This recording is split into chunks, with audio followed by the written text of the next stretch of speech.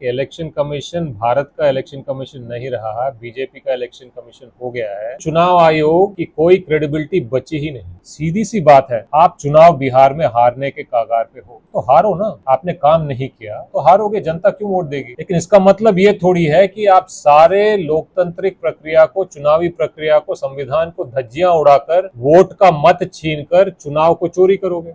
ऐसा चुनाव करने से अच्छा है कि इलेक्शन कमीशन अपनी भी दुकान बंद कर ले और सीधा सीधा बोल दे भाई हिंदुस्तान में लोकतंत्र का कोई मायना नहीं रहा, चुनाव का कोई मतलब नहीं रहा, चुनाव भी बंद कर। इतनी कमजोर प्रक्रिया, इतनी गड़बड़ प्रक्रिया आज तक न हिंदुस्तान में न किसी और प्रदेश में किसी ने लागू। ऐसी प्रक्रिया लाकर इलेक्शन कमीशन ने संविधान का अपमान किया है। सीधा सीधा ये गरीब, पिछड़ा, अति पिछड़ा, दलित, महादलित का वोट बंदी का काम है और इससे चुनाव आयोग बीजेपी को बिहार का चुनाव चोरी करने में मदद कर रहा है। कि बीजेपी महाराष्ट्र और अन्य चुनाव में जो बैकडोर में करती थी, अभी यहाँ बिहार में ये फ्रंट डोर से करने का प्रयास। इलेक्शन कमीशन ने खुद को तो गिराया ही है, भारत के लोकतंत्र को भी कमजोर किया।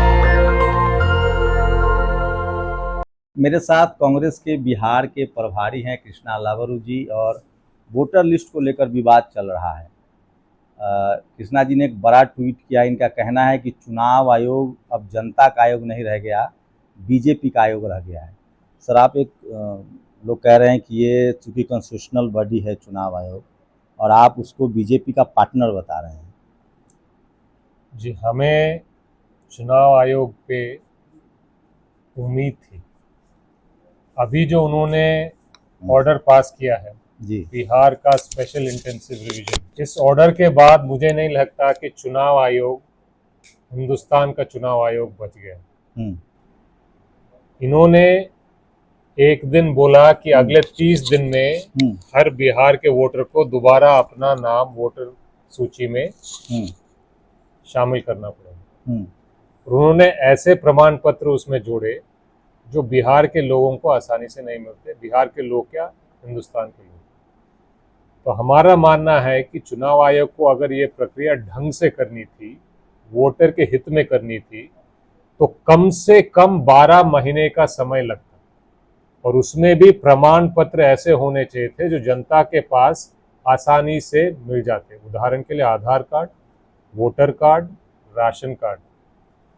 जो जनता के पास प्रमाण पत्र है उसको निकाल कर 30 दिन का समय देकर आपने ऐसा कंफ्यूजन क्रिएट कर रखा है कि आम जनता त्रस्त हो गई है।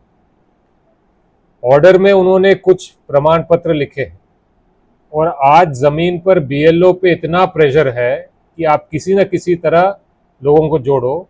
तो जमीन पे क्या कर रहे हैं, ये जाते हैं, कोई भी फॉर्म भरवाते हैं, बिना प्रमाण पत्र के बोल रहे हैं कि इनका काम हो गया। तो अगर ऐसा ही काम करना है तो बाद में पता कैसे चलेगा किसको आप जोड़ रहे हो, किसको छांट रहे हो, क्यों जोड़ रहे हो, क्यों छांट रहे हो। सबका नाम बिना रसीद का लिया जा रहा है। तो कल ईआरओ के हाथ में चला जाता है कि भाई आपको तो रखेंगे, मुझे काट देंगे। मैंने डॉक्यूमेंट सबमिट किया कि नहीं, मेरे पास तो प्रूफ नहीं, रसीद तो मिला नहीं। तो चुनाव आयोग का काम इतना कच्चा काम नहीं होना चाहिए। इससे हमें लगता है कि ये पक्षपात कर रहे हैं और बीजेपी का फायदा देने जा रहे हैं, क्योंकि बीजेपी महाराष्ट्र और अन्य चुनाव में जो बैकडोर में करती थी उसको एक्सपोज करने का काम राहुल जी और कांग्रेस पार्टी ने किया। प्रमाण के साथ बीजेपी और इलेक्शन कमीशन की मिली भगत को एक्सपोज किया। सवाल पूछे, उसका जवाब नहीं। तो महाराष्ट्र में जो बैकडोर से करते थे, अभी यहाँ बिहार में ये फ्रंट डोर से करने का प्रयास है।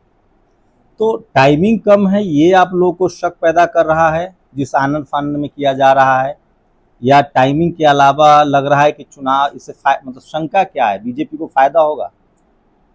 टाइमिंग तो बड़ा मसला है ही, लेकिन आप अगर ऐसे कोई भी प्रक्रिया किसी भी प्रदेश, किसी भी देश में करना चाहते हो तो आपको सोच समझ के करना चाहिए। आधार को क्यों निकाल रहे हैं, वोटर कार्ड क्यों मान्य नहीं? आपको इतना ही दिखाना है ना कि आप इस प्रदेश के वोटर हो, नागरिक हो, उसमें क्या दिक्कत है। आधार जो बाकी देश में हर चीज, हर काम के लिए काम चलता है, उसमें वोट डालने का अधिकार, उससे सडनली आज क्या हो गया कि आपने उसको मान्य नहीं माना। सुप्रीम कोर्ट कह रहा है करो, सुप्रीम कोर्ट कह रहा है कि आधार को मानना चाहिए, सुप्रीम कोर्ट कह रहा है कि वोटर कार्ड को मानना चाहिए, सुप्रीम कोर्ट कह रहा है राशन कार्ड को मानना चाहिए। तो इलेक्शन कमीशन को दिक्कत क्या है?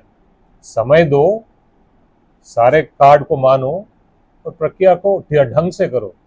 ऐसा नहीं होता कहीं भी कि 8 करोड़ लोगों को बाढ़ के समय पे, जहां 88% लोग रूरल एरियाज में रहते हैं, कि आप 30 दिन के अंदर अंदर करते हो। और आज भी आप देखोगे कि अखबार में अलग अलग इश्तेहार आ रहे हैं जो कभी कुछ कहते हैं, कभी कुछ और कहते हैं। इलेक्शन कमीशन के ऑर्डर में कुछ लिखा हुआ है, अखबार के इश्तेहार में कुछ और लिखा हुआ है, उनके फेसबुक पेज पे कुछ और लिखा हुआ है, जमीन पे कुछ और हो रहा है।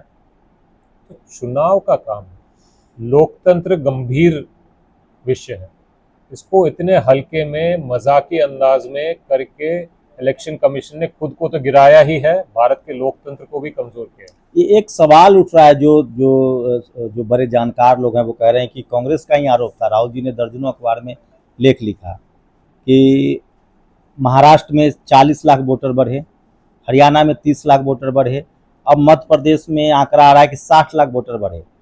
बिहार में आप लोग को डर है कि वोटर 2 करोड़ लगभग नाम काट दिए जाएंगे। बिहार में सबसे बड़ी दिक्कत है कि इस प्रक्रिया को जिस तरीके से कर रहे हैं उसमें सही आदमी भी कट सकता है, खतरा है, और उसके पास अपना वोट बचाने का समय नहीं रहेगा।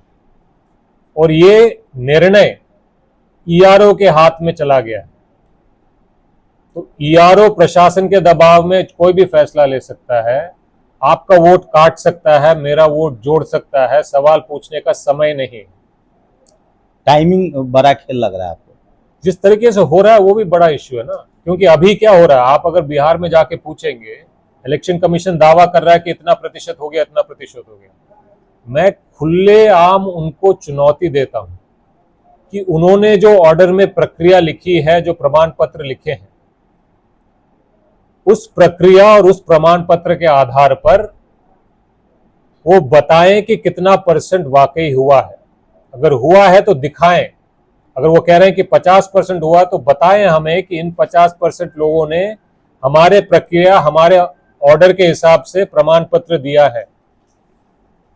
जमीन पे जो हो रहा है कि जा रहे हैं, भर रहे हैं, कह रहे कुछ देने की जरूरत नहीं, कोई रिसीट नहीं, ऐसा नहीं होता चुनाव का काम।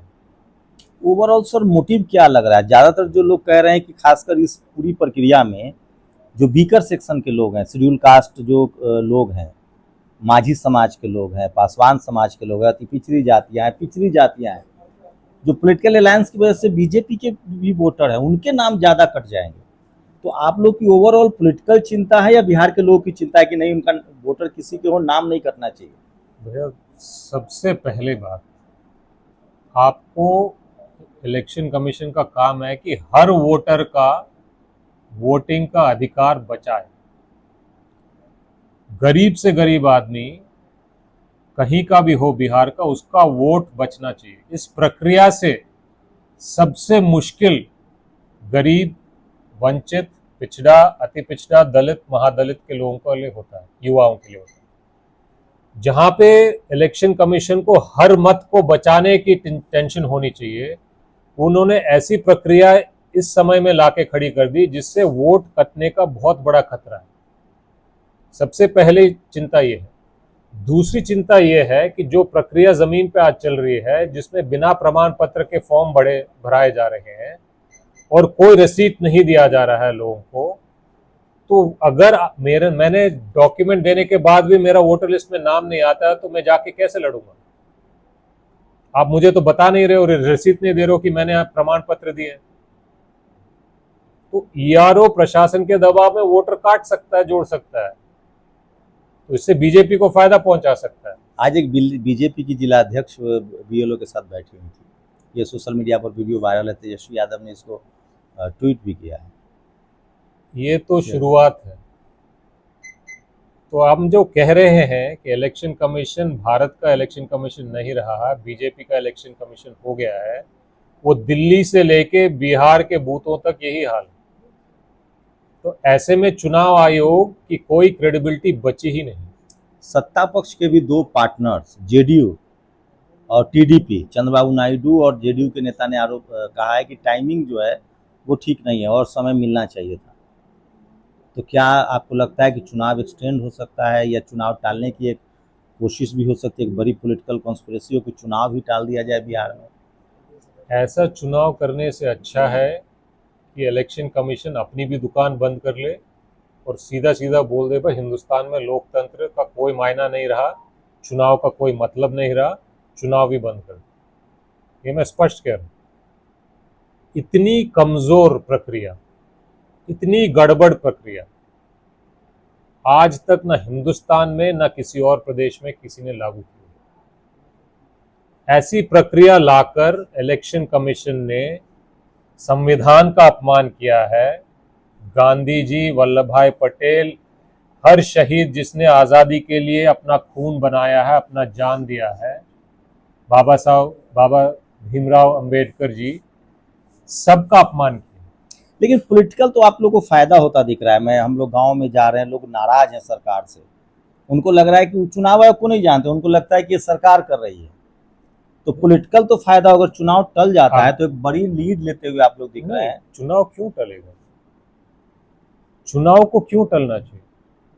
क्योंकि इलेक्शन कमीशन ने बीजेपी के कहने पे कोई तुगलकी प्रक्रिया शुरू की है, इसके वजह से बिहार का चुनाव क्यों डिले होना चाहिए? इलेक्शन कमीशन को ये प्रक्रिया को रद्द करना चाहिए। जिस वोटर लिस्ट पे हम पहले थे उसी पे चुनाव कराओ, लोकसभा का चुनाव उसी पे कराओ, उसके बाद उसको आपने सुधारा पिछले 6 महीनों में, उसमें क्या कमी है? तो आपको लगता है चुनाव आयोग, लेकिन चुनाव आयोग तो अब रोल बैक करने के मूड में है नहीं, ये फैसला वो अभी एडवर्टीजमेंट दे रहे हैं कि 1 अगस्त को नया जो है वोटर लिस्ट आ जाएगा। वो हर रोज नया एडवर्टाइजमेंट देते हैं, उनको खुद ही नहीं पता होगा कि वो क्या एडवर्टाइज कल किया है और क्या एडवर्टाइजमेंट कल देने वाले हैं। चुनाव आयोग को आप लोग कह रहे हैं कि सरकार के दबाव में है या सरकार के साथ है, इसको लेकर कुछ तो पब्लिक डोमेन में बोलेंगे ना, क्यों ऐसा लग रहा है? वही मैंने कहा ना कि जो प्रक्रिया वो मिलजुल कर महाराष्ट्र में गुपचुप से बैकडोर से कर रहे थे, उसको हमने एक्सपोज कर दिया। तो अभी बिहार में वही प्रक्रिया को वो फ्रंट डोर से लागू करने का प्रयास कर रहे हैं। जो मिली भगत थी महाराष्ट्र में, गुपचुप थी, उसको एक्सपोज किया। तो अभी ये प्रयास कर रहे हैं कि हम खुलेआम करें। सीधा सीधा ये गरीब, युवा, पिछड़ा, अति पिछड़ा, दलित, महादलित का वोट बंदी का काम है और इससे चुनाव आयोग बीजेपी को बिहार का चुनाव चोरी करने में मदद कर रहा है। आप लोग सड़कों पर भी उतरे, कोई चुनाव, सुप्रीम कोर्ट भी गए। सुप्रीम कोर्ट ने एक एडवाइजरी भी जारी की कि आधार कार्ड, वोटर लिस्ट और राशन कार्ड को एटलीस्ट मान लीजिए आप। उस पर कोई ओपिनियन, कोई बयान नहीं आया चुनाव आयोग का।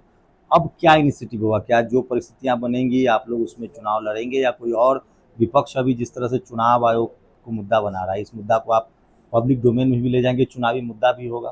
बिहार की जनता का वोट का हक बचाने के लिए कांग्रेस पार्टी और गठबंधन को जो जो चीज करना है वो हम करने के लिए तैयार हैं। वोट बंदी बिहार में नहीं हो सकती है। गलत तरीके से वोट का हक छीना नहीं जा सकता है।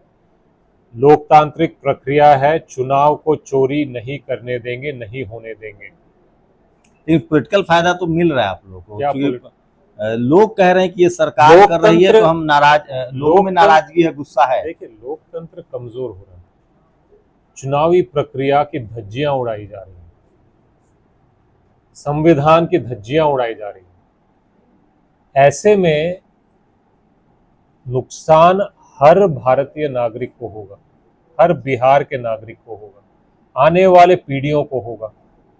मामला बहुत बड़ा है और बहुत गंभीर है। इसमें छोटे मोटे फायदे नुकसान देखने का समय नहीं, क्योंकि नुकसान बहुत बड़ा है। क्या ये लोग देश भर में कह रहे हैं, ये कह रहे हैं बांग्लादेशी को हटा रहे हैं, विदेशी नागरिक हैं उसको आइडेंटिफाई करने की कोशिश कर रहे हैं, और अब चुनाव आयोग कह रहा है कि वो एक कहिए कि आर ले रहा है कि हम पूरे देश में इसको मतलब अप्लाई करेंगे। इनका कहना है कि आधार कार्ड का संख्या बहुत बड़ा है, वोटरों से कहीं ज़्यादा बड़ा है, इसीलिए बांग्लादेश, पाकिस्तान, नेपाल, म्यांमार, पता नहीं कहाँ से लोग घुसपैठिए हो गए। अब मैं 2-3 सवाल आपको पूछता हूँ जी। मेरे परिवार में 2 अडल्ट हैं जो मत डालते हैं और 2 बच्चे हैं, सबके पास आधार कार्ड है। तो माता पिता हिंदुस्तानी, बच्चे बांग्लादेशी और पाकिस्तानी, ये कोई लॉजिक हुआ है क्या? दूसरी बात, अगर कहीं पे किसी का देहांत होता है उसका आधार कार्ड फिर भी रहता है। अब यहाँ खेमका जी को बीजेपी के गुंडा राज की वजह से उनकी मृत्यु हो गई, आधार कार्ड उनका आज भी है, इसका मतलब क्या कि वो मृत्यु के बाद वो बांग्लादेशी हो गए और उसके मारने वाले का आधार कार्ड अभी भी हिंदुस्तानी है? मतलब कोई लॉजिक होना चाहिए। बीजेपी जो बात करती है, सीधी सी बात है, आप चुनाव बिहार में हारने के कगार पे हो तो हारो ना, आपने काम नहीं किया तो हारोगे, जनता क्यों वोट देगी? लेकिन इसका मतलब ये थोड़ी है कि आप सारे लोकतांत्रिक प्रक्रिया को, चुनावी प्रक्रिया को, संविधान को धज्जियां उड़ाकर वोट का मत छीनकर चुनाव को चोरी करोगे। बिल्कुल। तो दो तीन चीजें हैं जो पब्लिक जिससे सवाल पूछ रहे हैं कि सवाल है कि आज तक भारत के 75 साल के इतिहास में चुनाव आयोग का सरकार से कभी भी अच्छे रिश्ते नहीं थे। उनका 36 का आंकड़ा था। जब चुनाव होता था तो लॉ एंड ऑर्डर की सारी जिम्मेदारी चुनाव आयोग की हो जाती थी। आचार संहिता लगते डीजीपी बदल दिए जाते थे, आईएएस डीएम बदले जाते थे, एसपी बदले जाते थे, कई बार तो एसएचओ की ट्रांसफर होता था। इसी देश में लोगों ने देखा है कि मूर्तियां ढकवाई गई। लेकिन अब सवाल उठ रहा है कि ये पहली बार बीजेपी की सरकार है जिससे चुनाव आयोग के साथ सीधे रिश्ते हैं। चुनाव आयोग और सरकार में कभी कोई अनबन की खबर ही नहीं आ रही है। यहाँ तक कि चुनाव आयोग पर जो सवाल उठते हैं उसका जवाब बीजेपी का आईटी सेल देता है। बीजेपी के नेता चुनाव आयोग के प्रवक्ता बन जा रहे हैं और ये मामला इतना बढ़ चुका है, चाहे वो महाराष्ट्र हो, हरियाणा हो और मध्य प्रदेश का जो मामला है वो पब्लिक डोमेन में है। बिहार से हम लोग आम लोग की बात कर रहे हैं, आम लोगों को लगता है कि महाराष्ट्र में वोटर बढ़ गए, हरियाणा में वोटर बढ़े, मध्य प्रदेश में वोटर बढ़े, तो क्या वो खेल अब चूंकि एक्सपोज हो गया है तो बिहार में लोगों का नाम काटा जा रहा है। अगर 2 करोड़ लोगों का नाम कट जाते हैं तो मुझे लगता है कि बिहार में नाराजगी है, लोगों में गुस्सा है।